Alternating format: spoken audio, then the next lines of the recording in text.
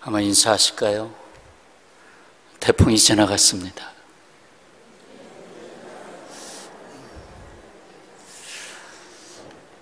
다시 한번 인사하겠습니다. 인생의 태풍이 지나갔습니다.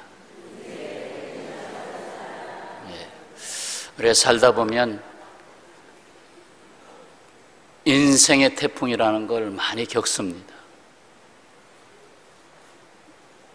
때로는 큰 위협으로 다가오지만 이번 태풍처럼 또 약화돼서 그냥 지나가는 경우들이 많이 있어요. 거기에는 하나님의 자비하심과 돌보심이 있다고 믿습니다. 오늘 인내라고 하는 두 글자를 좀 기억해 두셨으면 좋겠어요. 인내가 오늘 말씀의 핵심 주제이기 때문입니다. 이 세상의 명작들은 인내의 작품들입니다. 인내함이 없이 탄생한 작품은 금방 사라집니다. 그러나 인내 끝에 나온 작품들은 그 생명이 깁니다. 한번 예를 들어볼까요? 작곡가 하이든 66세 되던 해에 800번째의 작품으로 유명한 오라토리오 천지창조를 완성합니다. 그 중에 13번은 참 가사가 이렇게 깊이 와닿는, 특별히 13번을 많이 찬양들을 하더라고요. 이 하이든의 천지창조는 34곡으로 구성되어 있어요. 아주 대곡이죠. 이 대곡을 다 연주하려면 1시간 50분이 걸립니다. 이 작곡을 하는데 얼마나 공을 들였는지 그가 이렇게 말합니다. 매일 아침 세상은 나의 새 작품에 대해서 찬사를 보내지만 그것을 만들기 위해 어떤 고통과 노고를 감수해야 했는지는 아무도 모릅니다. 어떤 날은 너무나 쇠약해져서 기억력이 없어지고 다가오는 압박감으로 너무나 힘들었습니다. 그럼에도 그는 천지창조 작곡을 통해서 그를 기쁘게 했던 자연의 아름다움을 묘사했고 하나님께 감사하는 마음을 표현했고 그 시기가 그의 생애 전체에서 하나님과 가장 깊은 교제를 나누었던 행복한 시기였다고 말합니다. 인내 끝에, 엄청난 인고 끝에 나온 작품이 천지창조라는 작품이었습니다. 화가 미켈란젤로는 최후의 만찬을 그리기까지 8년 동안을 2000번 이상이나 스케치를 했어야만 했습니다. 2000번 이상. 레오나르도 다빈치의 명작이 있죠. 모나리자. 이 모나리자의 모델은 엘리자베타라는 여인이었습니다. 그 여인은 무려 4년 동안이나 동일한 자세와 표정을 지으면서 모델이 되어줘야만 했습니다. 4년 동안. 그 모나리자 작품이 4년에 걸쳐서 완성이 됐어요. 그리고 우리가 종종 먹는 그 수저 하나의 꿀, 그 수저 하나의 꿀이 무려 꿀벌이 4200번을 꽃을 왕래해야 얻을 수 있었던 분량입니다. 그 엄청난 수고 끝에 얻은 것입니다. 더욱이 내가 여기에 존재할 수 있다는 것은 내가 이 세상에 태어나서 스스로 독립하여 살기까지 인내로 양육하고 돌아보신 부모님이 계시고 또 이 사회에서 보다 성숙한 사람으로 세워져 가기 위해서 곁에서 기다림으로 응원해 준 사람들이 있었습니다.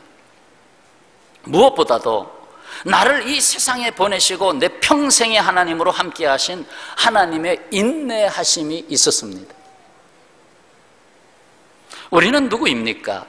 이 세상에서 하나님의 구원하심으로 구별된 사람들입니다. 이른바 성도입니다. 이러한 성도의 인내는 세상 사람들의 인내와 다릅니다. 세상 사람들이 그냥 무턱대놓고 야 참어, 네가 참어. 대체 무엇을 믿고 참으라는 말입니까? 오히려 폭발할 지경인데 무엇을 믿고 기다리라는 것입니까? 세상 사람들의 인내는 사실 허무합니다. 그러나 성도의 인내는 다릅니다. 뭐가 다르냐? 그것이 오늘 본문 1000마디 36절의 말씀. 너희에게 인내가 필요함은, 성도에게 인내가 필요함은 너희가 하나님의 뜻을 행한 후에 약속하신 것을 받기 위함이라. 아멘. 여기에는 이 세상을 지으시고 그 가운데 우리의 인생을 두신 하나님의 뜻이 보입니다. 뜻이 있기 때문에 인내하라는 거예요. 하나님의 뜻이 지금 자꾸 드러나고 있기 때문에 인내하라는 거예요. 거기에는 특히 유일하게 하나님과 교제하기 위해서 맺으신 사람들에게 주신 약속이 있기 때문에 인내하라는 거예요. 그리고 그 약속을 행하는 자를 위해서 이루시는 약속이다라고 말씀하고 있습니다. 이루시는 약속이다. 신약 성경 원문인 헬라어에서 말하는 인내라는 단어는 휘포모네라는 단어입니다. 휘포모네. 두 가지 말이 합해졌죠. 휘포, 뭐뭐 아래에, 뭐뭐 아래에. 모네는 메노라는 동사에서 온 말인데 머물다, 계속하다, 참다, 남아있다. 그러면 종합해 보시죠. 성경에서 말하는 인내라는 말의 뜻은 뭐뭐 아래에 계속 머물러 있다는 뜻입니다. 뭐뭐 아래는 환경입니다. 상황입니다. 내가 벗어나고 싶은 일, 나에게 압박이 되는 일, 내가 거기에 굴복하고 있어야 하는 어려운 일, 그 아래 계속 머무는 상태를 인내라고 합니다. 그 상황은 아직 미완성이고 내 형편에 보기에 내 생각으로는 아닌 듯하고 내가 계획한 것과는 다른 방향으로 일이 벌어지는 것 같은데도 불구하고 그 아래에 머물러 있으라. 그게 인내예요. 그런데 세상 사람들은 거기 왜 머물러 있어? 이게 상황을 바꿔야 돼. 이렇게 말하죠. 그러나 예수 믿는 사람들은 하나님의 뜻, 하나님의 말씀을 묵상하고 그 말씀 안에서 그 상황 아래 모든 것을 내려놓고 맡기는 자세가 있기 때문에 달라요. 분명히 달라요. 중국의 위대한 선교사 허드슨 테일러에게 선교 지망생이 와서 여쭈었어요. 선교사님, 선교사가 훌륭한 우리 선생님처럼 선교사님처럼 훌륭한 선교사가 되기 위한 비결은 무엇입니까? 대답합니다. 첫째는 인내, 둘째는 인내, 셋째는 인내. 첫째도 둘째도 셋째도 인내하라는 것입니다. 인내함이 없이는 선교사로 갈 수가 없다는 거예요. 아마 갔다가 몇 달 만에 돌아올지도 모르죠. 한자어 인내를 풀이해 보겠습니다. 본래 한자를 잘 모르는 사람인데 그래도 한자에서 많은 복음적 요소를 발견합니다. 자, 저 인내는 마음 심자에 칼이 들어옵니다. 칼이 들어오면서 그 칼 앞에 점이 하나 찍혔는데 그건 칼날의 예리함을 의미합니다. 아주 예리한 칼날이 내 마음 심장을 막 우벼 팝니다. 막 심적 고통을 줍니다. 그 심적 고통이 막 들어오고 있고 또 그 내자라고 하는 수염을 잡아채는 것입니다. 잡아 뽑는 겁니다. 그 수염을 다른 사람이 와서 이 수염을 잡아서 확 잡아서 굴욕감을 주고 그 아픔과 고통을 주는 그 두 가지를 종합해 보세요. 마음에 아주 칼이 들어와서 내 마음을 우벼 파고 내 수염을 잡아채면서 나를 굴욕감을 주는 그것을 참아내는 것을 인내라고 한다. 그러니 우리가 나는 인내하고 있습니다라는 말을 함부로 할 수 있을까? 이 정도의 인내라면 나는 인내하고 있다고 말할 수 있을까? 3분 컵라면이 나온 다음에 인내라는 단어는 사전에서 사라졌습니다. 그 3분은 점점 줄어들어서 3초를 견디지 못합니다. 신호가 바뀌었는데 잠깐 딴 데 보고 있어요. 하나, 둘, 셋, 뒤에서 빵 합니다. 3초가 지나면 무조건 빵 합니다. 물론 빨리 가라는 얘기죠. 3초의 여유도 갖질 못합니다.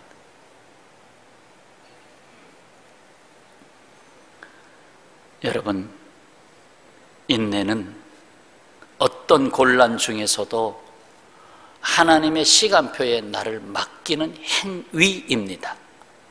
하나님의 나에게 약속하신 하나님의 인생 시간표에 나를 맡기는 것이 인내다. 그 인내의 시간표 마지막이 있어요. 그 마지막은 어디까지 인내하라고 하느냐? 오늘 이 히브리서를 기록한 사람은 예수님 다시 오실 때까지. 인내의 시간표의 끝에는 재림 예수가 있어요. 그만큼 예수님도 이 땅에 다시 오시기를 인내하고 있어요. 빨리 오고 싶죠.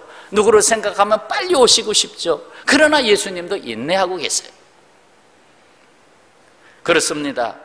우리가 마지막으로 이 세상을 떠나는 종착역에 가보면 종착역에서 내릴 때, 곧 이 세상에서 이별할 때 현수막이 탁 열린다고 생각해 봅니다. 그 현수막에 뭐라고 써 있을까 생각해 봤죠. 인내의 종착역에 오신 여러분을 환영합니다. 하나님의 약속이 여러분의 것입니다. 그렇게 쓰여 있을 것 같아요. 자, 누구보다도 이 인내에 대하여 강조한 사람은 사도 바울입니다. 성경의 위대한 인물로 이 세상에 나타난 사람 사도 바울이 가장 중요하게 드러내고자 하는 단어 중에 인내라는 단어를 빼놓을 수가 없어요. 제가 사도 바울의 성경 말씀들을 너무 좋아하는데 그 중에서도 이 인내라는 단어, 이거 잊어버릴 수가 없어요. 하나님의 사랑을 대신할 수 있는 짝이 있어요. 하나님의 사랑을 대신 다른 말로 바꿔놓으라 하면 뭐로 집어넣을 것이냐? 그리스도의 인내로 넣을 수 있습니다. 이건 제가 전하는 말씀이 아닙니다. 이것은 사도 바울의 체험 속에서 나오는 말씀입니다. 자, 데살로니가 후서 3장 5절입니다. 보세요. 3장 5절 말씀. 다 같이 읽겠습니다. 주께서 너희 마음을 인도하여 하나님의 사랑과 그리스도의 인내에 들어가게 하시기를 원하노라. 아멘. 하나님의 사랑과 그 짝을 하나 찾았는데 그리스도의 인내예요. 이 두 가지를 사도 바울은 중요시 여기고 있다는 거예요. 좀 다른 각도에서 표현하면 하나님의 사랑이 어떻게 사도 바울에게 나타났느냐?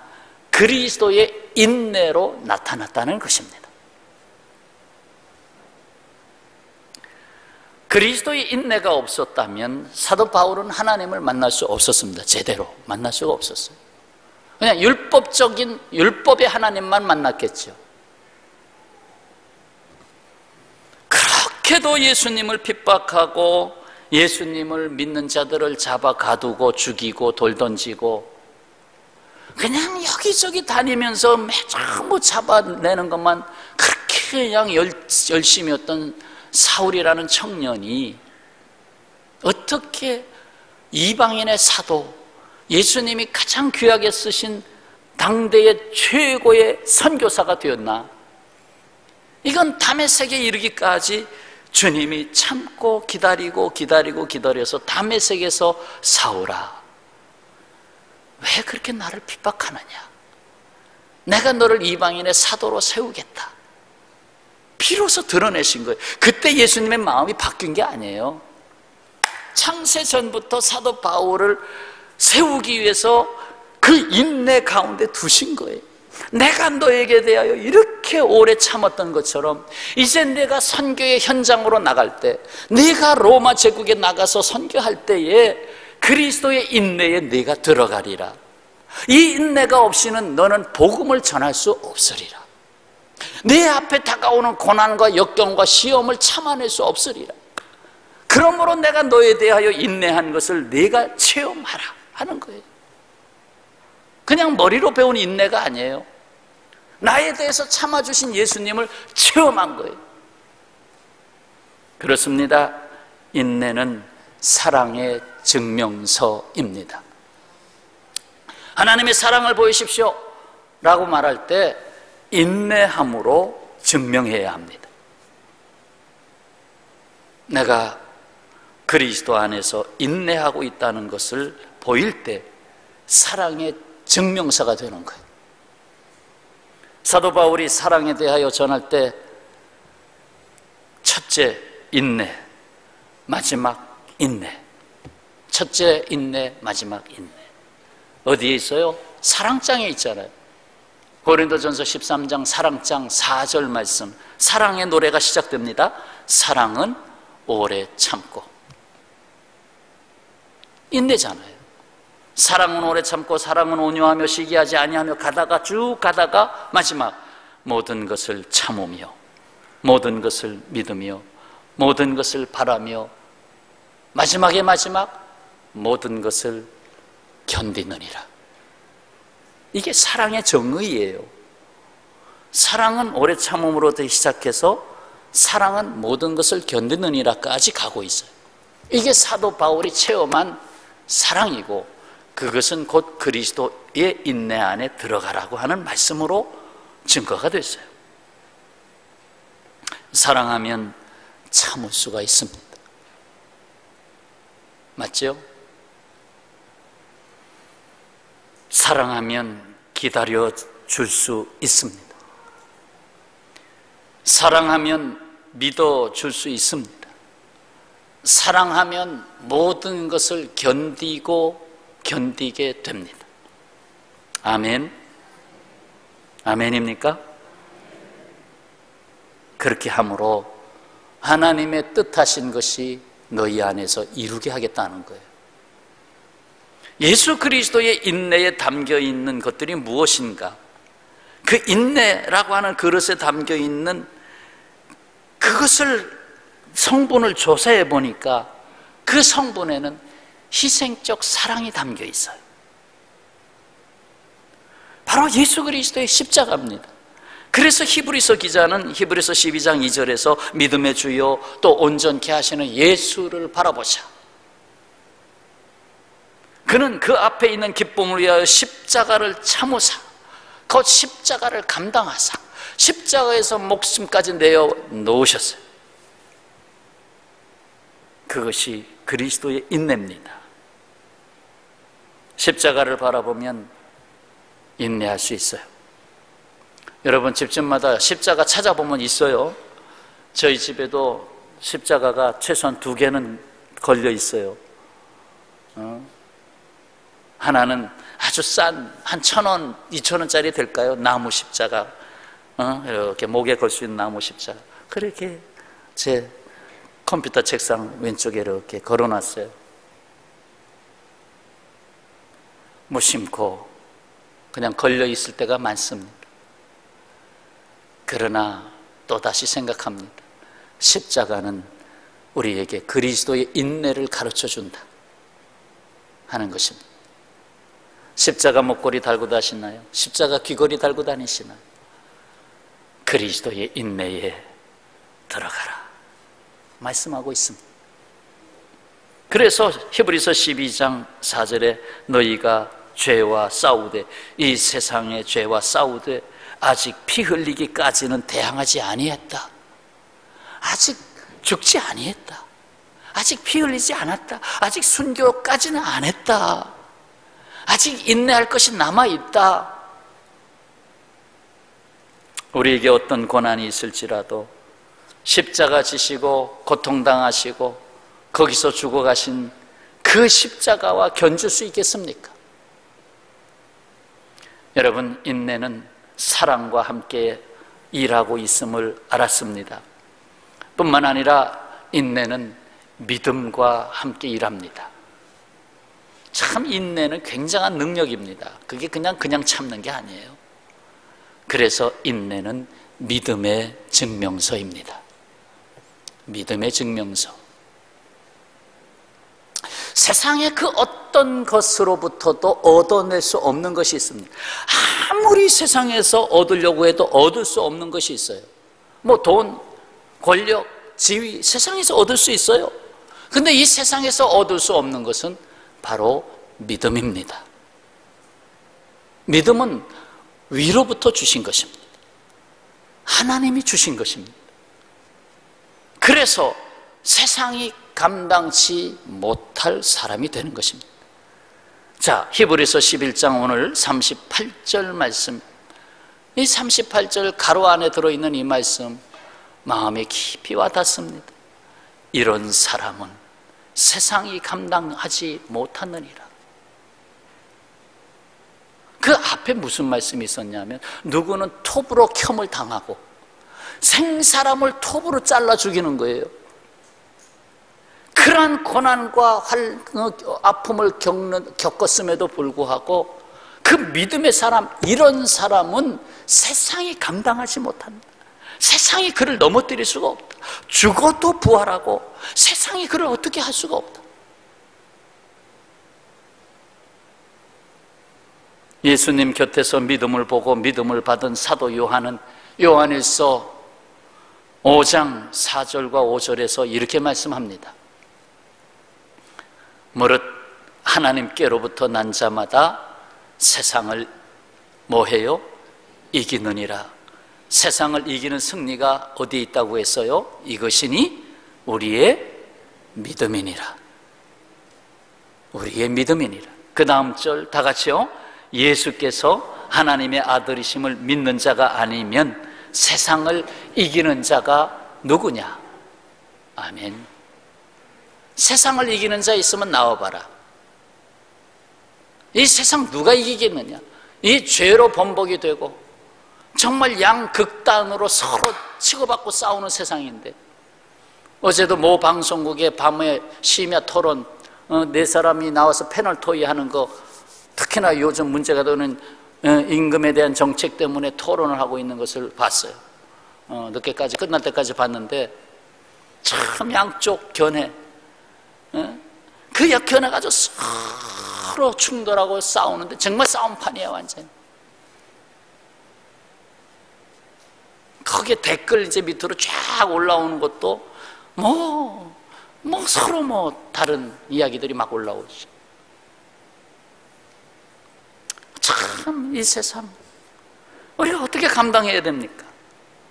그렇게 명석하다고 하는 사람들, 그런데 왜 판단을 양쪽으로 나뉘어져야 합니까?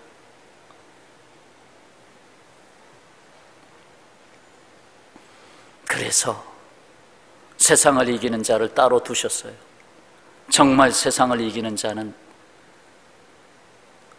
하나님의 아들 예수님을 믿는 자입니다. 예수님이 내 안에 있는 자입니다. 그렇지 않으면 세상을 이겨나갈 수가 없어요. 이 격전지 속에 들어가서 살 수가 없어요. 여러분 자녀들 이 세상으로 보낼 거 아닙니까? 지금 아이들, 대여섯 살 아이들, 15살 아이들, 많아야 22살 아이들, 이 세상으로 보내야 되잖아. 뭐를 믿고 아이들 보낼 겁니까? 그들 안에 세상을 이기는 것이 이것이다. 분명히 우리의 믿음이다. 우리 안에 주신 믿음이 이 세상을 이기게 한다. 이 믿음이 인내와 함께 일하는 것입니다. 그러므로 오늘 말씀에서 성경 전체의 핵심 메시지를 전하고 있어요. 38절 앞부분입니다. 38절 앞부분 한번 따라서 하시죠. 나의 의인은 믿음으로 말미암아 살리라. 아멘. 나의 의인은 믿음으로 말미암아 살리라. 오직 의인은 믿음으로 말미암아 살리라. 이것은 성경 전체의 핵심 요절이에요.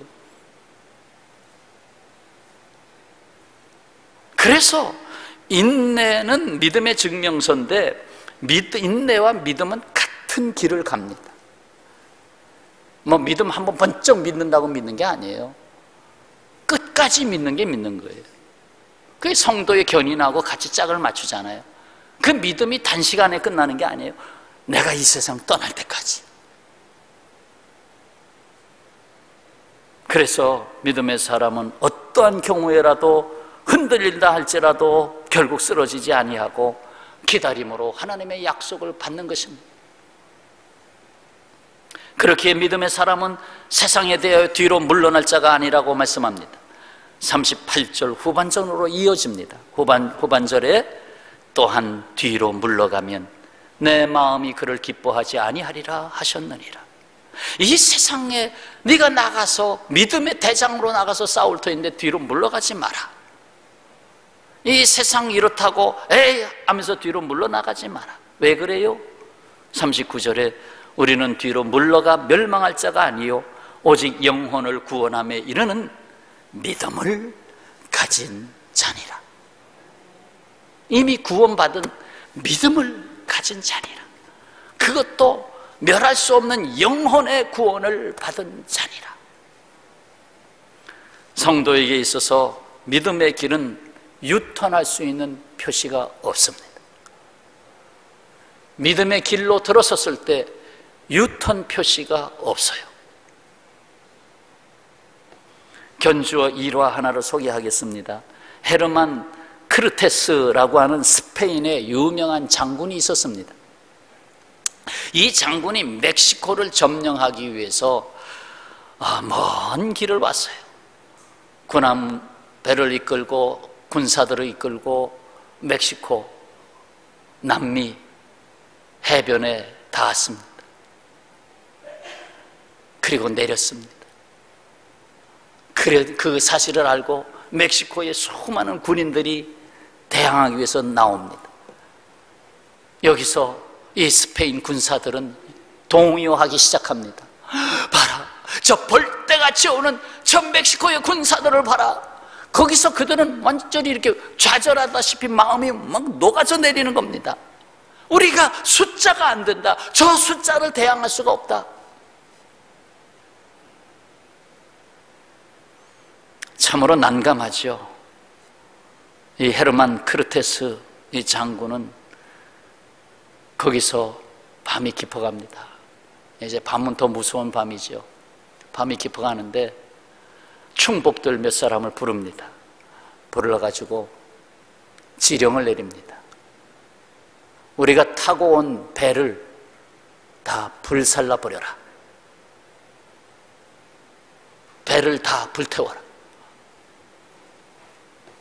그러니까 군사들은 돌아가자고 그랬거든요. 우리는 안 됩니다. 돌아가야 됩니다. 여기서 다 개죽음입니다. 돌아갑시다. 돌아가야 된다고 다 군사들이 말할 때 이 장군은 밤에 몰래 배에다가 불을 지르게 한 것입니다. 군사들이 뒤돌아보니 바다에서 불이 나고 있고, 이때에 대장은 외칩니다. 군사들을 향하여 외칩니다. 자, 우리는 이제 정복을 하거나 죽거나 둘 중에 하나다.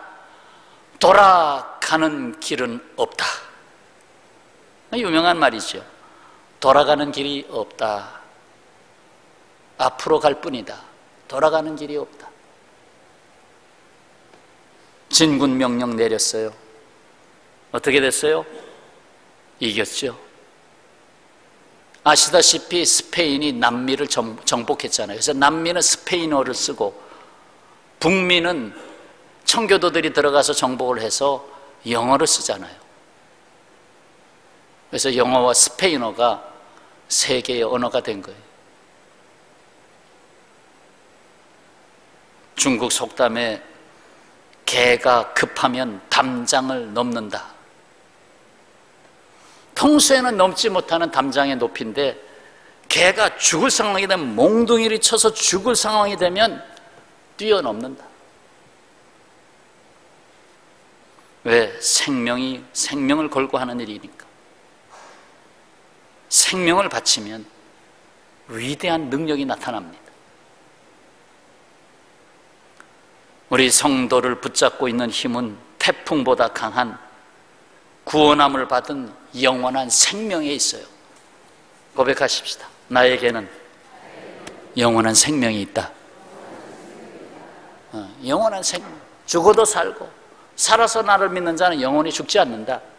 이미 영생을 갖고 있어. 그러니 영생의 이 능력을 갖고 이 세상을 이기잖아. 요한계시록에서는 성도의 인내에 대하여 이렇게 말했습니다. 요한계시록 14장 12절에 자, 다 같이 읽겠습니다. 성도들의 인내가 여기 있나니 그들은 하나님의 계명과 예수에 대한 믿음을 지키는 자니라.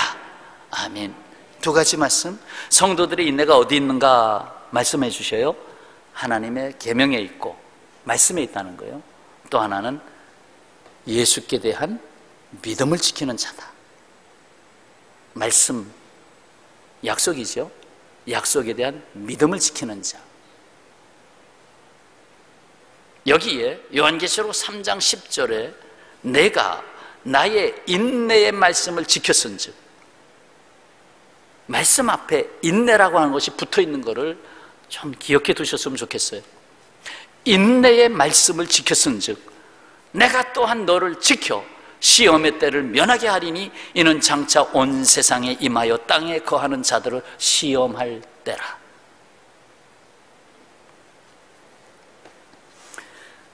여러분, 성경 말씀은 인내의 말씀이에요.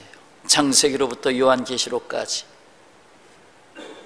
1600년 동안의 기간에 쓰여진 말씀인데, 인내의 말씀, 이 말씀을 내가 지키면 이 말씀이 나를 지킵니다.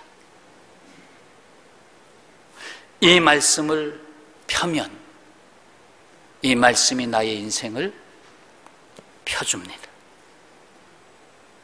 이 말씀을 내가 붙잡고 살면 이 말씀이 나를 붙잡습니다. 이 말씀을 덮어놓으면 내 인생이 덮여집니다.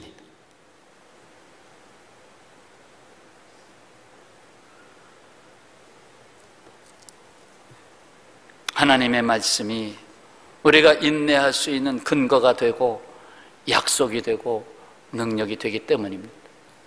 그래서 하나님은 오늘도 말씀의 자리에 저와 여러분이 함께 있는 것입니다. 매주일의 이 삶이 그냥 삶이 아닙니다. 하나님이 정한 인생의 리듬이고 생명의 리듬입니다. 여기서 우리가 말씀으로 힘을 얻고 이 세상을 이겨나갈 수 있는 그리스도의 인내에 들어가게 되는 겁니다. 이 그리스도의 인내에 들어가지 않으면 끊임없이 뒤집어 엎어요. 에이, 이것도 아니야. 아, 이것도 아니야. 방법이 안 나옵니다.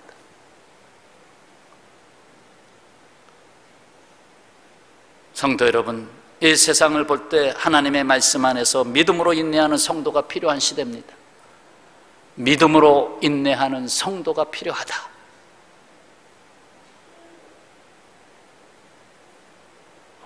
왜? 거기에는 하나님의 뜻을 붙잡고 사니까. 야고보서에 있는 말씀으로 권면합니다. 형제들아, 주의 이름으로 말한 선지자들을 고난과 오래 참음의 본으로 삼으라. 오래 참음의 본으로 삼으라. 보라, 인내하는 자를 우리가 복되다 하나니 너희가 욥의 인내를 들었다. 욥의 인내를 들었다.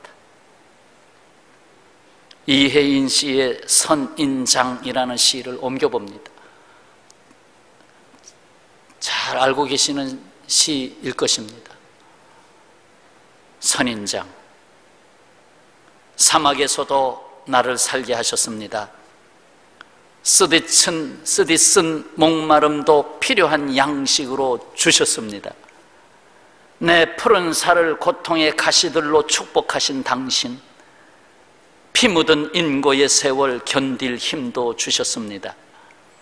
그리하여 살아있는 그 어느 날 가장 긴 가시 끝에 가장 화려한 꽃 한 송이 피워 물게 하셨습니다. 오랜 인고의 세월 끝에 선인장의 꽃이 피었습니다. 선인장의 꽃이 필 때 참 아름답습니다. 그냥 핀 게 아니잖아. 목마름 가운데 피어난 선인장의 꽃. 2세기 중엽 서머나 교회의 목회자 폴리캅 이야기 잠깐 들려드리겠습니다. 이 폴리캅은 순교자입니다. 할아버지가 됐지만 순교했습니다. 어느 날 그의 한 제자가 느티나무에 기대어 울고 서 있습니다. 그는 너무 심한 박해 때문에 많은 기독교인들이 신앙을 버리는 것이 안타깝고 원통해서 운다고 말했습니다. 폴리캅은 그에게 말합니다. 신앙이란 지금 자네가 기대고 있는 느티나무처럼 성장하는 데 긴 세월이 걸린다. 처음에는 주변의 잡초와 가시덤불에게 시달림을 받고 그 외에는 폭풍의 시련도 수없이 겪은 뒤에 저렇게 장엄한 나무가 되는 것이다. 위대한 믿음에는 인내가 필요하다. 인내의 길을 함께 걸어오시는 성도 여러분, 걸어온 길도 있지만 앞으로 달려갈 길도 있습니다. 달려갈 아름다운 경주자의 삶이 여러분에게 있습니다. 그래서 히브리서 기자는 12장 1절에 인내로서 우리 앞에 당한 경주를 하자. 인내로서 우리 앞에 당한 경주를 하자. 경주자에게는 마지막 결승점이 있습니다. 하나님, 이것이 결승점입니다 라고 고백할 때까지 그리스도의 인내에 들어가시기를 바랍니다. 인내는 연단은 소망을 이루는 줄 알미니라. 인내는 소망의 증명서입니다. 소망이 어디 있냐? 인내를 보면 알 수 있어요. 저 사람이 왜 오래 참고 기다리는지 그에게 소망이 있기 때문입니다. 평화의 가족 여러분, 말씀을 맺고자 합니다. 인내는 사랑의 증명서요, 인내는 믿음의 증명서요, 인내는 소망의 증명서입니다. 그리스도의 인내는 바로 여기 이 세상을 살고 있는 여러분의 것입니다. 인내가 필요한 시대입니다. 오늘과 내일 바로 성도 여러분이 함께하고 있는 그 자리인 것입니다. 개학이 됐습니다. 여름철이 끝나고 결실의 계절이 됐습니다. 끝까지 인내하시고, 또 여러 가지 사회적으로나 경제적으로 소란하고 어려운 시대입니다. 저출산 문제로 앞이 어떻게 될지 가늠하기 어려운 시대입니다. 끝까지 인내의 말씀 붙잡고 오직 주님 바라보고 세상을 이기는 여러분 되시기를 주님의 이름으로 축원합니다. 기도하겠습니다.